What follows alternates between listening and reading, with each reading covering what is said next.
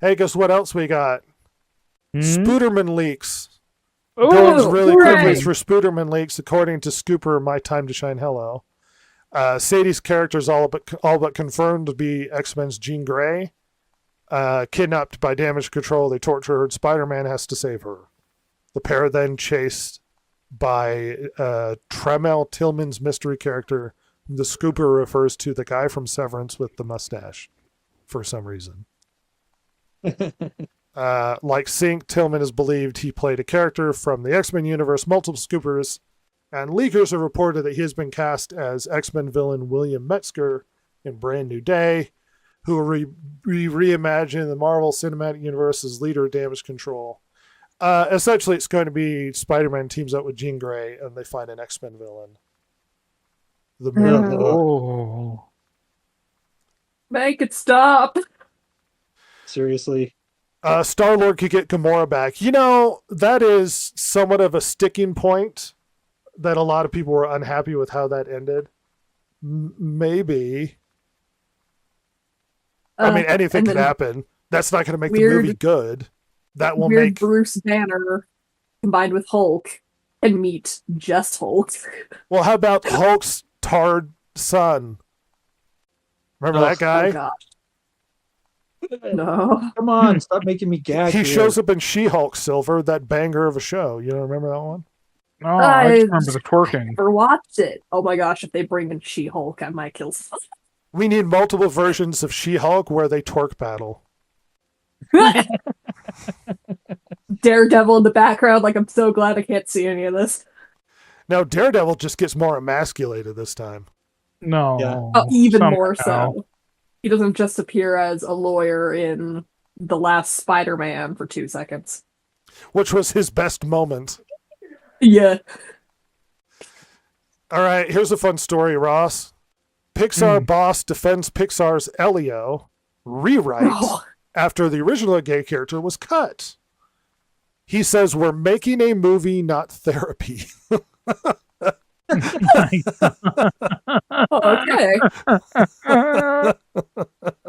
The love of God. Pixar, Elio was gutted from the inside, a victim of executive meddling, tonal indecision, and the post-Lightyear panic, because Lightyear failed. That's left the studio skittish on queer representation. At the center of the chaos was Adrian Molina, the Coco director, who, for a time, was crafting something far more personal, though ended up limping into theaters June 22nd. It grossed just $20.8 million domestically.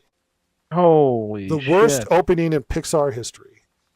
Wow. A Wall Street Journal profile of Pixar director Pete Docter confirms what has been rumored. Elio originally featured an 11-year-old gay protagonist. Molina's version had a pink bicycle riding Elio, who in one scene imagined raising a child with his boy crush. Yes. Wow, I really wish Look, they would have I made can't that version. fault them. Sorry, Ross. Oh, I really wish they would have made that version. Imagine how horrible it would have been. I can't fault them for saying we're not doing therapy here. We're here to make a movie, because that's what they should tell themselves every dang time. Let's at least read more of his comments. It didn't help that one of the first test screenings of Elio rang additional alarm bells for executives. Audiences were asked whether they'd pay to see the film in theaters. Not a single hand went up. Molina left the project after what insiders describe as a difficult conversation with the Pixar chief doctor. His departure marked a turning point. Elio was reworked under new directors, but the result was a Frankensteinian, neither Molina's film nor a coherent studio product. Doctor defends his decision, telling Wall Street Journal that Pixar believes some parents don't want entertainment to force them to have a conversation that they aren't ready to have, ready for with their children. Yeah. We're making a movie, not hundreds of millions of dollars of therapy, he said. The Elio that is in theaters right now is far worse than the Adrian's best version of the original, said a Pixar staffer. I'd love to ask Pete and the other Disney executives whether or not they thought the rewrite was worth it. Would they have lost this much money? I would bet they still lost money. Who's to say how much? Lost more. But people weren't attracted to the brand anyway. No. And he has a point. It's not our job to force you into awkward conversations with your kids. Look, our long running stance on this podcast is we don't like to get strictly political. I think people are exhausted by the political drama and culture war, just BS. We want to talk about nerd stuff and have stupid nerd conversations. Now, insofar as we don't like something is when it gets too political and it damages the brand and the story and the game or whatever it happens to be because it's being too political. Elio was too political. And as much as people care about representation, you're talking about a small group of people. So now you're catering to a small demographic with your heavy LGBTQ messaging, which is going to immediately turn off at least half of the population. And that's more. Guaranteed to not be a massive banger out the gate. Just leave Sleeping Dogs Lie. Don't go hard, especially in a kids movie. Parents don't want to expose that, and he's right. We don't want to create hundreds of millions of dollars of therapy. It turns people off. It turned people off with Lightyear, and it turned people off. They apparently had maybe some stuff in Inside Out 2, and they de-gated a little bit, and the movie's good. Yeah. And it sold really well. But if the story got out, it was mega gay before that movie even hit, I guarantee you it wouldn't have done it as well. There's a reason why parents make the decisions that they make for movies, and ostracizing parts of your audience and bifurcating your consumer base and catering to small portions of the population are not perhaps good financial decisions. Maybe I'm insane. Maybe I've gone off my rocker. Really surprises me about this. What really surprises me about this is that they had a pre-screening and they asked people, would you pay to see this? And nobody raised their hand. They probably did this in California, which is a very, very liberal part of the United States.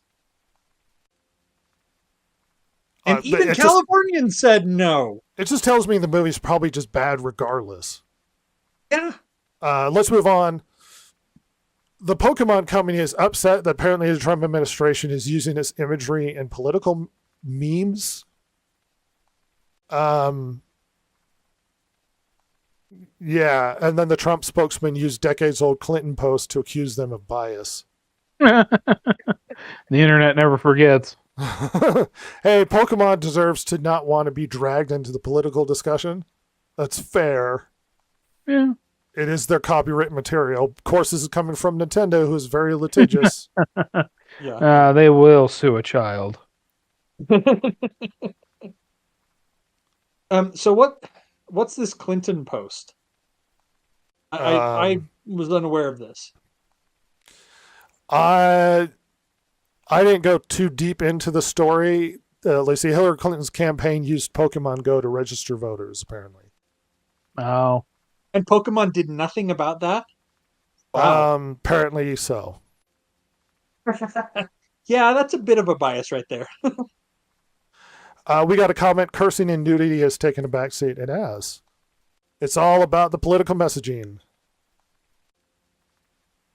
You get busybodies on the political right, and now we got busybodies on the political left. It's not like Nintendo's done with their issues with the Trump administration. They're apparently suing the Trump administration, or at least the U.S. government, over the quote-unquote unlawful tariffs that led to last-minute switch to pre-order delays, and they demand a full refund with interest. No, fuck off. I'm sorry, but the tariffs are legal. It depends. The Supreme Court made a ruling over it. This is how deep you want to go. Do we really care that much? No. All I'll say is, man, this would have a lot more oomph if Japan wasn't so protectionist itself. But anyway. Yeah. This is nerdy, not overtly political. Technically, the executive branch only has powers that are granted him by the Congress. The argument was that Congress granted them the power to issue tariffs because of emergency tariff stuff, and that carried forever because theoretically the president was given power previously for wartime stuff. And Congress is like, no, that was for a specific occasion. The Supreme Court decided that he didn't have carte blanche to make tariffs, even though it's the executive branch that would negotiate tariffs. Oddly. When it comes to constitutional back and forth, the Constitution in the U.S., if you're not an American citizen and you don't care, then roll your eyes for a minute, is meant to be... Here's the problem. People believe that the Supreme Court, and I know a bunch of people are going to think that I'm wrong, but this is factually true, that the Supreme Court is the arbiter of what makes things constitutional. That's not technically true. The intention is for all three branches of government to have a push and pull disagreement of how to interpret the Constitution. And there have been multiple occasions where the executive branch interpreted the Constitution different from the Supreme Court and just thumbed their noses at the Supreme Court. They don't have the final say. Everybody has the final say. And you might go, well, if that's true, then who has checks on the executive branch? The other two. They have to band together to stop the executive branch from doing things. And so when the Supreme Court does something that the other two like, then they band against the Supreme Court. See how that works? Yeah. So it seems like the ruling as of now is apparently Congress did not grant this power. And it's considered unlawful, yada, yada. Even though the president apparently has carte blanche to what do they call it? A blockade any country. So his argument with the denial of Spain having any trade is a blockade. But we've gone down the rabbit hole. I have a political science degree. Let's shift on. David Ellison claims that CNN will operate independently as Paramount buys Warner Brothers. We'll be in the truth business. Good luck on whether or not CNN sticks What he around. didn't say is they'll operate independently because we're cutting them loose, pal.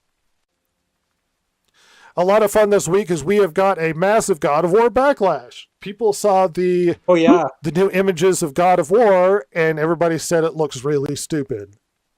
This was so funny. So funny. Here's our God of War picture. Kratos looks all right. The kid looks like he's 4. It's a very small child. I think the idea is he's going to be around a long time.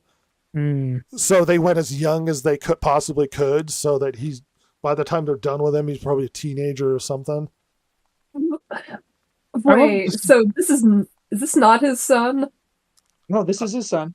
This is Kratos' son. Actor. Yeah. This is the actors in costume and everything. Oh, okay. Well, it's not the actor's son. This is a character's son. Right. I love that this is what Hollywood has gotten to now because the shows take so long to make. It's like, well, we gotta have him be around for a while. I don't know, cast a 5-year-old. Like, awesome. I mean, is your complaint that they don't look alike? No, I don't have a complaint. I'm asking Silver. Oh. No, so for some reason the screen is really blurry on my end, and I was like looking at it and I'm like, what's going on? I can't see this kid's face. You think one blur can't have another blur as a child? Hold on, I'm gonna pull up the actual music. Oh, there he is. Nope, I don't like him. Oh. Look at him, he's just a little kid. Be nice. I thought you were going to be weirdly racial, like Kratos is too white to have father that child. But to be fair, his white skin is because of the ashes of his family. Well, I knew that, but I could not get a good look at that kid through the blur. No, he looks like he's 4 years old. It's just absurd. He does. Now that I look at it, actually, yes, he does look like a baby. The actor defending the picture is saying it's out of context. How? It's out of context. Oh. Isn't it just a production photo? People are accusing it of basically being ugly Sonic. I mean, People reacted yeah. so poorly to the initial trailer CGI of Sonic that they made them change it. I don't think it's Now they're ugly like- Sonic. I'm not so bent out of shape about it. It looks okay. Yeah. The child looks stupid, but Yeah, as someone who hasn't played any God of War, excuse me, it looks fine enough to my eye. I'm not a big. I mean, that is a very small child, though. Yeah, I'm not a big God of War fan. It's fine. I just love that the creator of God of War came out against this as well. Oh, He Oh, basically blasted it as saying that this was an awful image, and it's like, couldn't they do anything any better than like doing this on a sound stage? It was pretty funny.